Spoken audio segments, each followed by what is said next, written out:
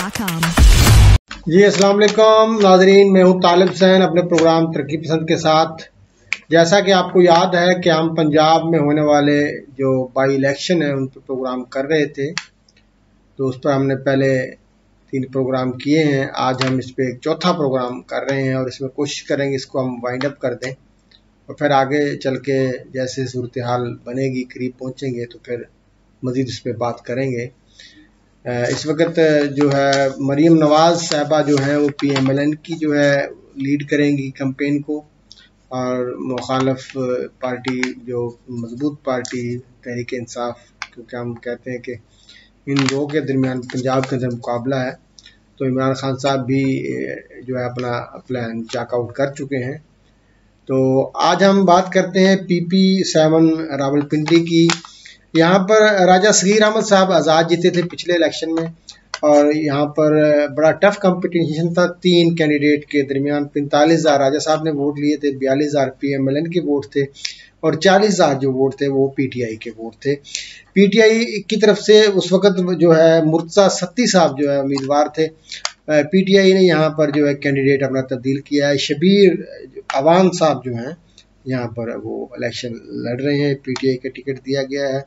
राजा सगीर अहमद साहब को मुस्लिम लीग नवाज़ की भी जो है सपोर्ट, जो मुकामी क़यादत है उसकी सपोर्ट हासिल है, और ऐसा लग रहा है कि ये इनके लिए सीट जीतना आसान होगा, क्योंकि वो आज़ाद, उनका अपना एक अच्छा खासा धड़ा है और वो आज़ाद जीते थे, और PMLN की सपोर्ट, मुकामी सपोर्ट से ये एक उनकी तरफ चीज़ें जा रही हैं। इसी तरह जो PP83 है मलक गुलाम रसूल संघा साहब, ये भी आज़ाद जीते थे, बड़ी हैवी मार्जिन से जीते थे। ये खुशाब की सीट है, 69,000 वोट लिए थे आज़ाद, और यहाँ PMLN के जो है 47,000 वोट थे और PTI के 8500 सिर्फ वोट थे। अब PTI ने वहाँ पर जो टिकट दिया है हसन असलम अवान साहब को टिकट दिया है, वो भी एक अच्छे उम्मीदवार हैं, अवान फैमिली से मुकाबले के अंदर हैं। अगर यहाँ पर भी चांसेस ज़्यादा गुलाम रसूल संघा साहब के हैं जीतने के। बखर सईद अकबर नवानी साहब हैं, ये भी आज़ाद इलेक्शन जीते थे, बाद में PTI में शामिल हुए थे। 59,000 14,000 के लिए थे, जीते थे। 59,000 इन्होंने वोट लिए थे, और PMLN यहाँ पर जो है दूसरे नंबर पर थी, और PTI के 13,000 यहाँ पर वोट थे। यहाँ पर इरफान नियाजी साहब को टिकट दिया गया, जो कि इमरान खान के करीबी अजीज़ हैं उनके मुकाबले के लिए।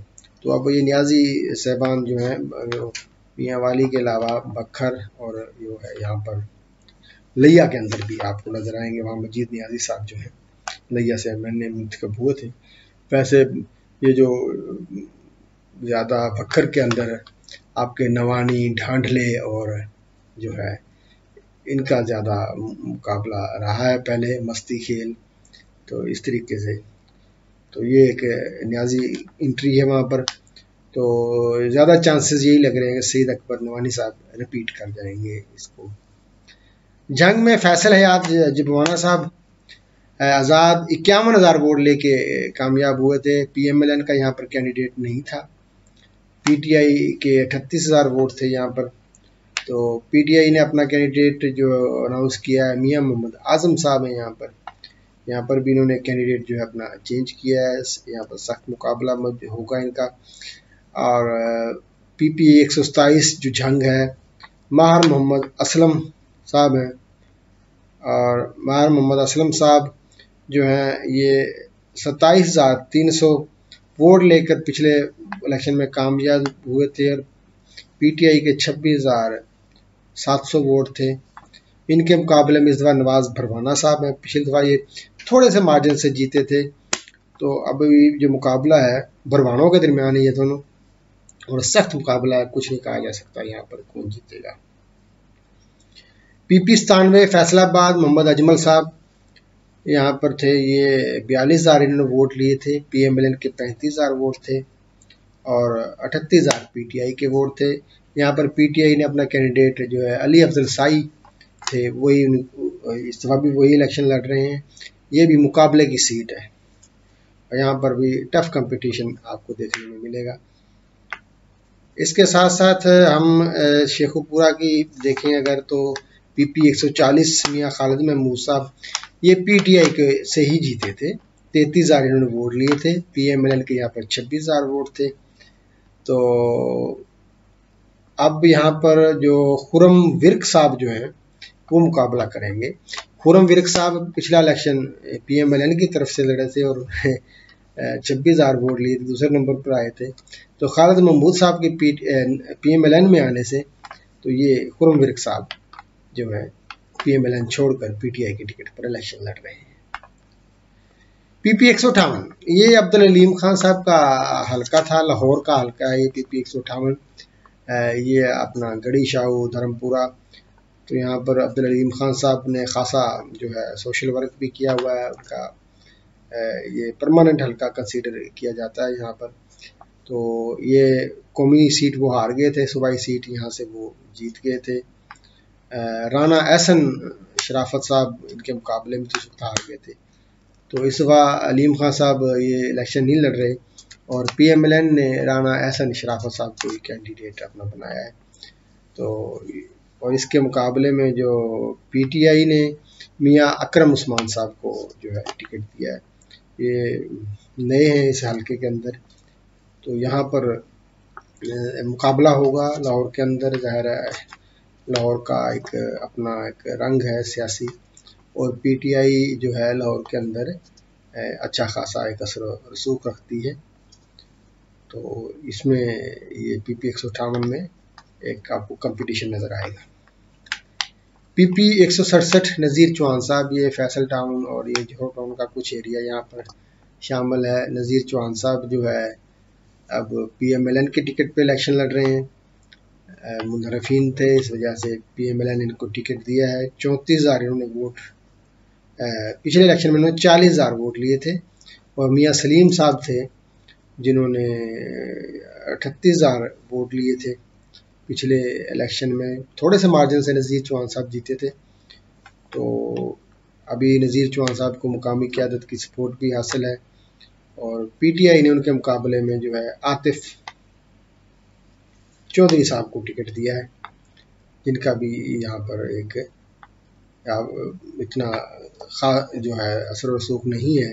बहरहाल मियां असलम इकबाल और दीगर साथी जो है इनकी कैंपेन चला रहे हैं। तो एक मुकाबले की सूरत हाल यहाँ पर भी आपको जो है वो नजर आएगी। पीपी 168 जो है ये ख्वाजा साद रफीक साहब 2018 में जीते थे। 2018 में ख्वाजा साहब छोटी और बड़ी कौमी और सूबाई दोनों सीटें जीत गए थे। तो फिर इन्होंने कौमी सीट रिटेन कर ली थी, सूबाई सीट छोड़ दी थी। ख्वाजा साहब बड़े हैवी मार्जिन से ये सीट जीते थे, लेकिन जब ज़िमनी इलेक्शन हुए तो ये सीट पीटीआई की थी।